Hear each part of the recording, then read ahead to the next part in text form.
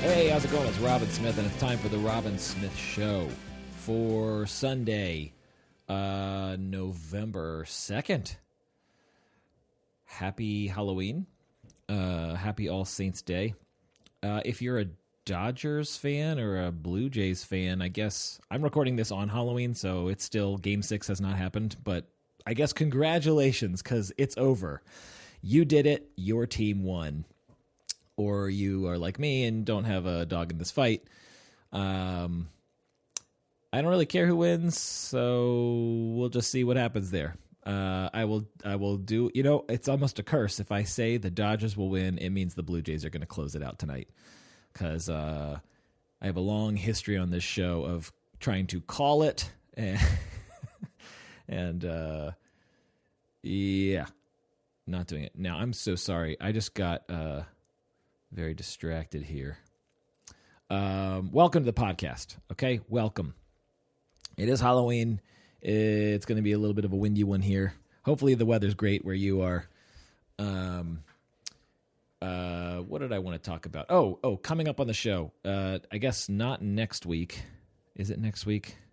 Where are we here? Yeah, it is next week. I'm sorry. November 9th. Yeah, I will be bringing you my conversation with Gloria Vanderhorst.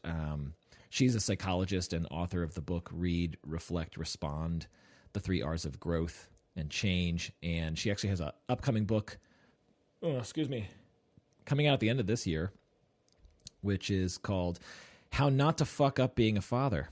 It's a guide for fathers on raising boys that maintain access to the full range of emotions and experience a sense of competence about being able to express feelings.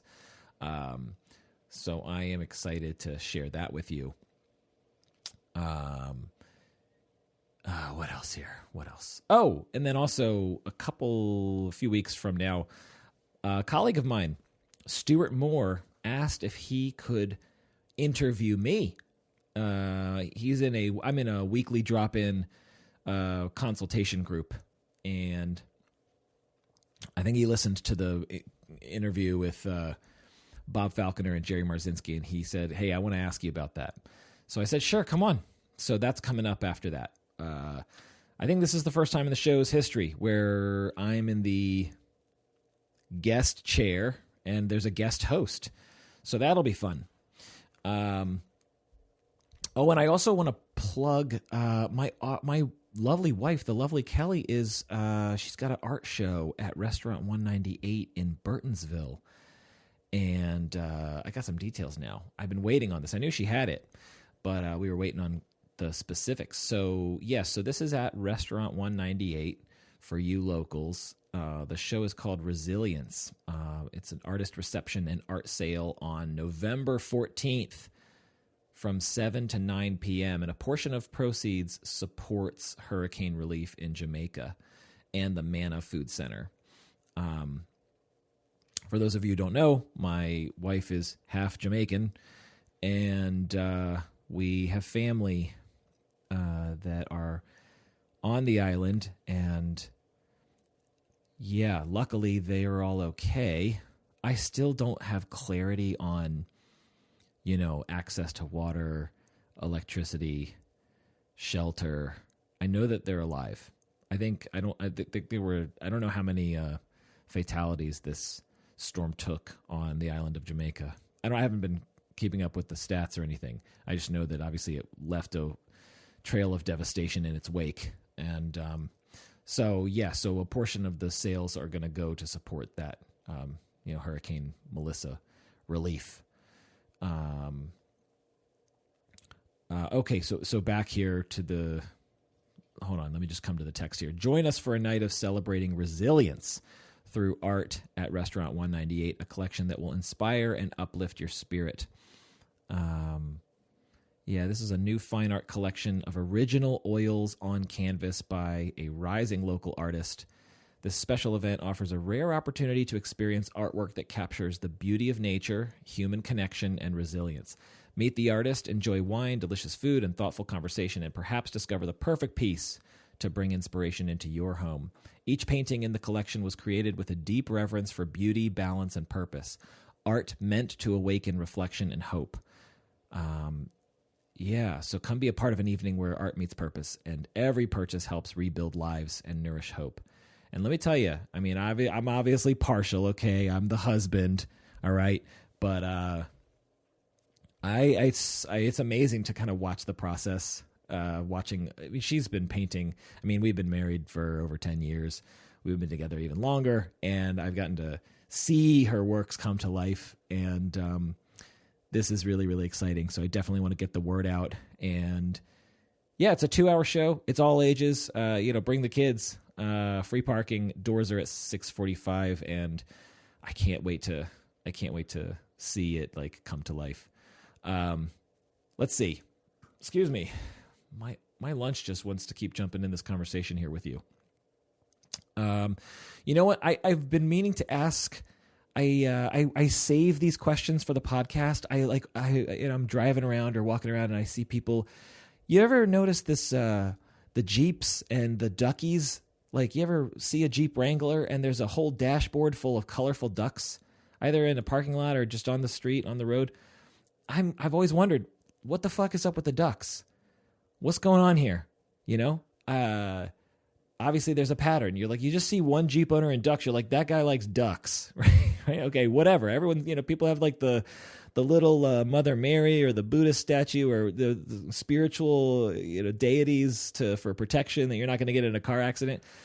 But then you're like, oh, there's ducks. And then you see another Jeep. And you're like, oh, that one has ducks too. And then another one and another one. And it's like, what the hell? Okay, so I looked into it in case you probably, maybe you already know, but in case you've been wondering, okay, I'm going to share it with you today. Jeeps have ducks on their dashboards because of a viral trend called, you guessed it, Jeep ducking, or duck duck Jeep, which is a playful act of kindness. So apparently this started in 2020. I'm real, I got my finger to the pulse. I'm hip. I'm with it. I learn about things 5 years after they start.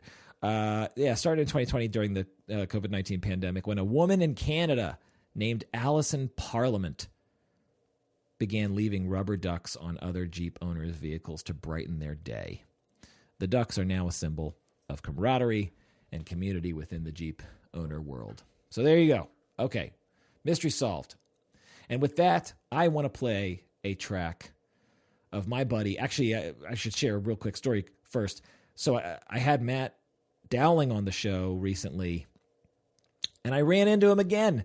The universe just keeps putting us in touch with each other. My other buddy, Eric Brown, who some listeners may remember that episode, and I've played some of his band's music on the show, as I am wont to do with many, many bands. Necrogoblicon came into Baltimore last Sunday, and it was cool running into Jason Cohen, who's been on the show. He's the artist. He's the brains behind Collapser, also the drummer to Vinny Vegas. And then Matt Dowling was there. I was like, oh, of course you're here. Of course you're here. So Swoll is coming to Baltimore on November 22nd at Bogus Gallery. You can still get tickets. I'm hoping to get in to go there, either there and or Wonderland Ballroom. They're going to be in D.C. on December 4th. The Saturday show seems like it depends on if I'm teaching Sunday school. This is the other thing, okay? I'm a Sunday school teacher now. There's this thing called godly play, okay? It's weird, too. When I, fill out therapist profiles, it's like, are you Christian? And I'm like, I'm not going to answer this question because I act like a Christian because I go to church on Sundays, but Christianity's too limiting. It's too limiting. I exist in the Venn diagram of all of the religions. All right, I get off that soapbox. I've done it too many times on this show. Anyway, I'm teaching the Exodus story. I'm gonna be sitting down with those kindergartners and telling them about Moses saying, "Let my people go" to Pharaoh. All right, I'm gonna be playing around in a sandbox with little figures.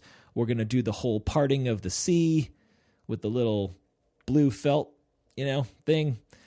Anyway, godly play. It's a really cool way of storytelling on these biblical narratives. It's rooted in Montessori philosophy. So I got to learn this story by heart. I've been listening to. I recorded the story and just been on voice memo listening to it over and over again. And so I get to break out the matzah bread. It's going to be cool. So anyway, if I teach Sunday school, I don't know if I'm going to be able to go to the Saturday show. My point is, go check out Swoll, swollmusic.com. I'm going to play a track for you now. This is on their new album, Avoid Attach. This track is called Sunshine in the Servant. Enjoy.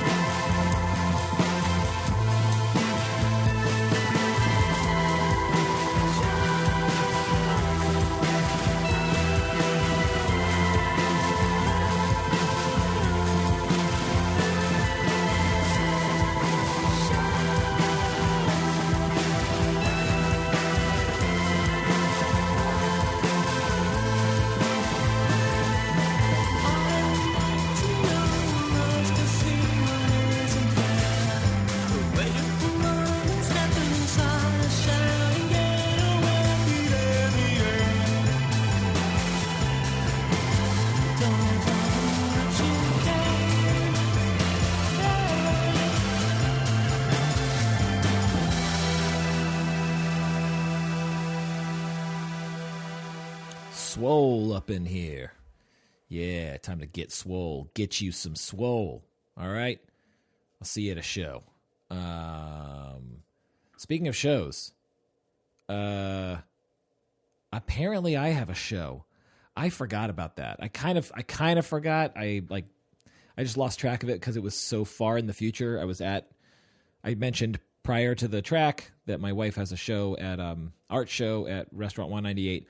The owner there, Johnny, He used to book, I think he was the booker at Chapala's, which is no longer an establishment in Burtonsville, but touring bands knew, in the Baltimore, D.C. market, if you want to go to this little town called Burtonsville, in between Baltimore and D.C., there was a restaurant, a bar, that treated its musicians very, very well, paid them well, fed them well, and that's where I first met Johnny years ago. And, now I live in this area. And so Restaurant 198 is the closest music venue. I guess it's the Iris Garden Bar. And Chapala's doesn't exist anymore. There's something else there, the Luchador, but I don't know if they do music there. I should really get my shit together and find out. But I do know that there are open mics at Restaurant 198 and the Iris Garden Bar. And Johnny was like, "Hey, yeah, do you want to play a show?" And I was like, And I haven't played in a long time. I have gone to open mics twice now.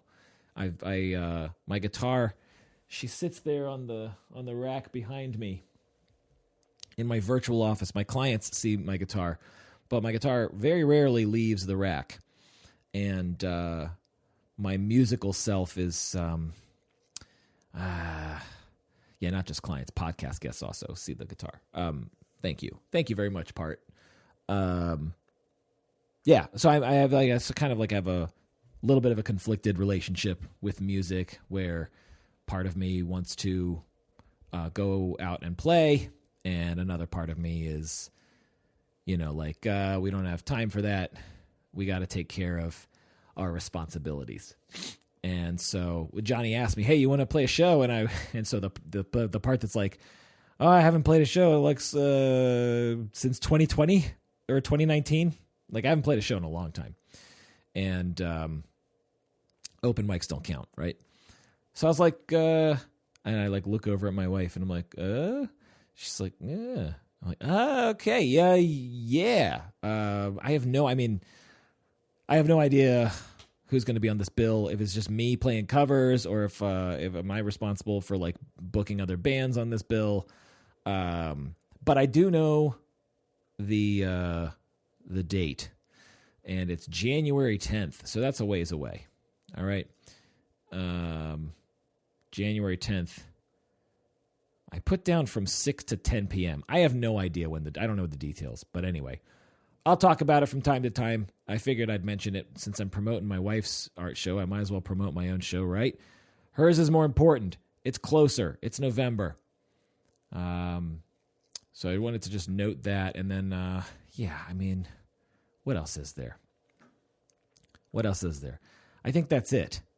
I think that's it for this show. Where are we at on time? 18 minutes? Let me read a little plug here. Oh, thank you for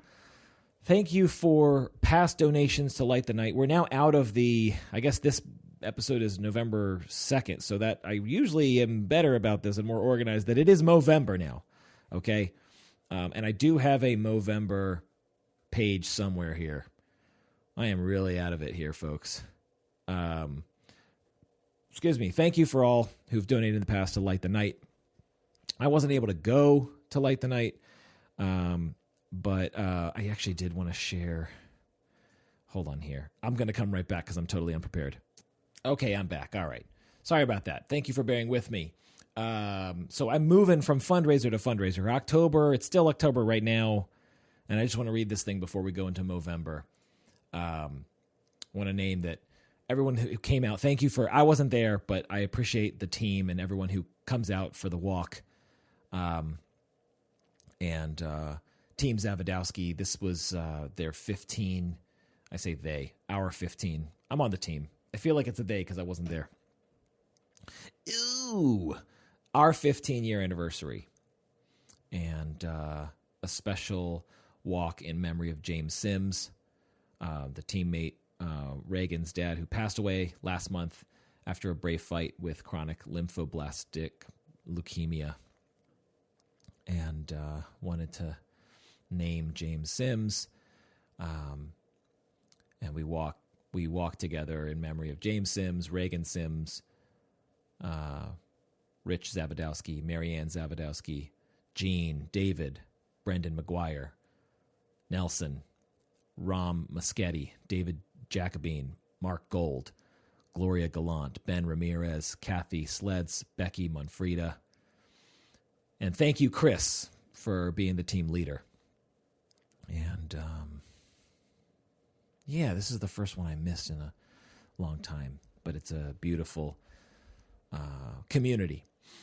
And anyway, okay, very, very grateful for everyone's efforts.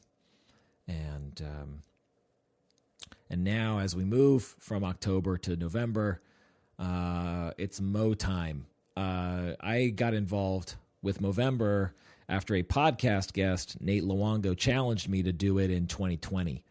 It looks like I've raised $538 since 2021. That's not nothing. It's pretty small. But, yeah. So I was challenged, and that challenge came on the heels of 2 family members of mine being diagnosed with prostate cancer. I lost both my grandfathers to prostate cancer. This cause means a lot to me. Movember is the leading charity changing the face of men's health, and this Movember, I am joining them once again. Together we can make a difference for men's health in prostate cancer, testicular cancer, mental health, and suicide prevention. Help me stop men dying too young. So this year, I'm clean shaved right now. So this is the last time I shave my lip until December 1st. The other years, I grow it in. I smuggle my mustache in with a beard. No, this time I'm doing it the way you're supposed to do it, which means I'm literally just going to stop shaving my upper lip. Okay, I'll shave everything else, and there's just going to be a little bit of fuzz slowly growing in, and people are going to be like, is that a mustache? And I'll be like, yeah, no, it's not. Technically, it's not. They'll be like, I think technically it is. And I'm like, no, technically it's not. Okay? I need more hair for it to be a mustache. We're going to see what this one, I think I'll take a picture of this one. I take a picture every year for the Movember page. I got 4 4 goofy pictures. 2 of them back when I used to wear glasses, so pre-LASIK surgery. And so this year, I'm going to, if I take a picture at the beginning of the fundraiser, I'm just going to look like a clean-shaved guy. I can't do that. I'll take a picture at the very end. Anyway, all right, I think that's the show. That's the show, everyone. Thanks for listening, and rock on, and I'll see you next time. The Robin Smith Show is produced by me, Robin Smith. Executive produced by Robin and Kelley Glenn Smith at Team Robley. Theme song by The Very Small. The show is engineered by one of my alters, Games Nabisco. Listeners can get in touch by calling or texting the hotline at 301-458-0883. Messages can be sent to robinsmithshow@gmail.com. Don't forget to follow the show on Instagram, Facebook, and YouTube. Disclaimer. This podcast is for general information purposes only and does not constitute the practice of medicine, psychotherapy, or other professional healthcare services, including the giving of medical advice. Note, no therapist-patient relationship is formed. The use of this information is at the listener's own risk. The content of this podcast is not intended to be a substitute for professional medical advice, diagnoses, or treatment. Listeners should not disregard or delay in obtaining medical advice for any medical condition they have and should seek the assistance of their healthcare professionals for any such conditions.